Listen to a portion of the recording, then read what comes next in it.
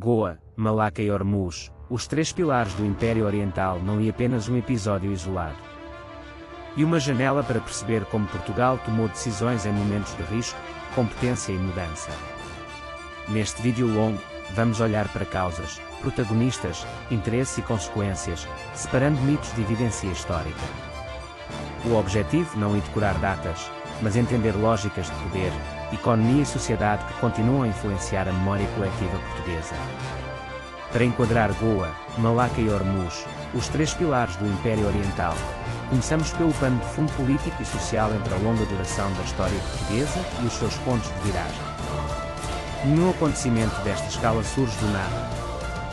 Há tensões acumuladas, instituições em disputa, redes de alianças e limitações materiais. Ao identificar esse contexto, percebemos por que certas opções pareciam inevitáveis para alguns atores, enquanto para outros eram vistas como ruptura, ameaça ou oportunidade única de reposicionar o reino. No plano institucional, este tema cruza coroa, elites locais, autoridades religiosas, interesses mercantis e, em muitos casos, pressão internacional. A decisão final quase nunca resultou de uma única vontade. Foi produto de negociação, conflito e cálculo estratégico. Ler Goa, Malaca e Hormuz, os três pilares do Império Oriental desta forma evita explicações simplistas e ajuda a perceber como o Estado português foi sendo construído por camadas, avanços, recuos e compromissos muitas vezes contraditórios. No terreno, os acontecimentos ganharam forma concreta, mobilização de recursos, circulação de informação, uso de propaganda e resposta de diferentes grupos sociais. Em Goa, Malaca e Hormuz, os três pilares do Império Oriental, o fator humano foi decisivo. Lideranças importaram, mas também importaram burocracias, infraestruturas, financiamento e capacidade logística. Quando esses elementos falharam, surgiram atrasos, perdas e mudanças de estratégia que alteraram o desfecho e redefiniram prioridades políticas. Também importa observar a escala geográfica. O que aconteceu em centros de decisão teve reflexos em cidades portuárias, fronteiras, espaços ultramarinos e comunidades locais. Goa, Malaca e Hormuz, os três pilares do Império Oriental mostra que a história portuguesa raramente cabe num único território. Há conexões atlânticas, europeias e imperiais que moldam escolhas internas. Esta perspectiva de rede permite compreender porque um evento aparentemente regional pode produzir efeitos de longo alcance. Quando chegamos ao momento de viragem, vemos a combinação de fatores estruturais e acidentais. Em Goa, Malaca e Hormuz, os três pilares do Império Oriental, pequenas decisões tomadas sob pressão tiveram um impacto desproporcional. Documentos, crônicas e estudos recentes mostram que o resultado não era totalmente previsível.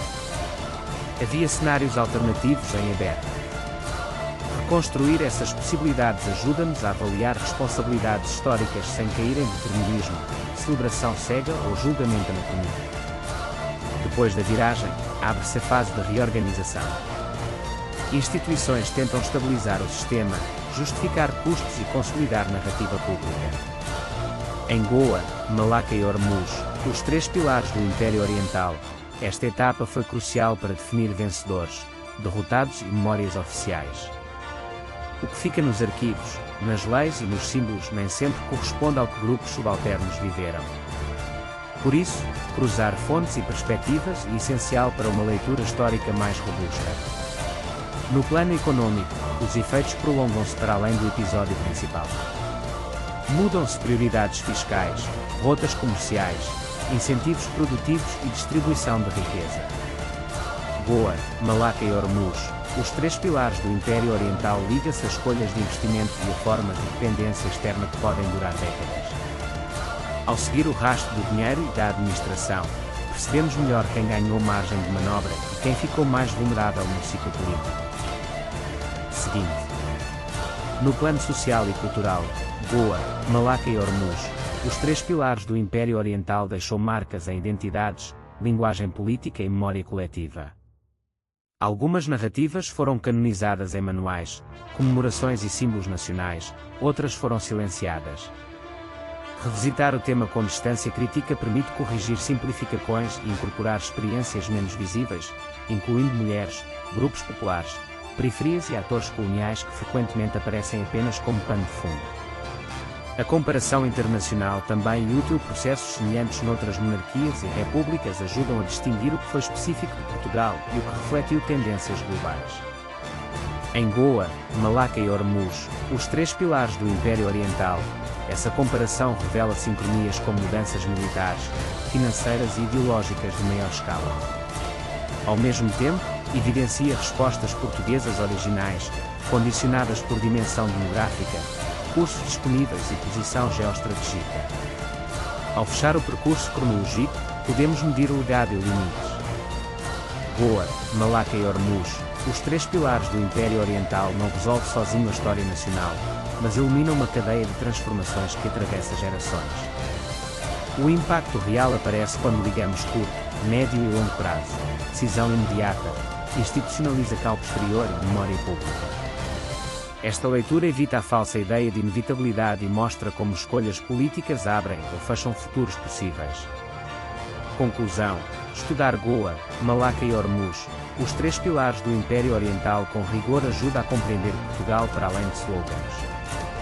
O passado não é um arquivo morto, e um laboratório de problemas recorrentes sobre poder, legitimidade, recursos e identidade.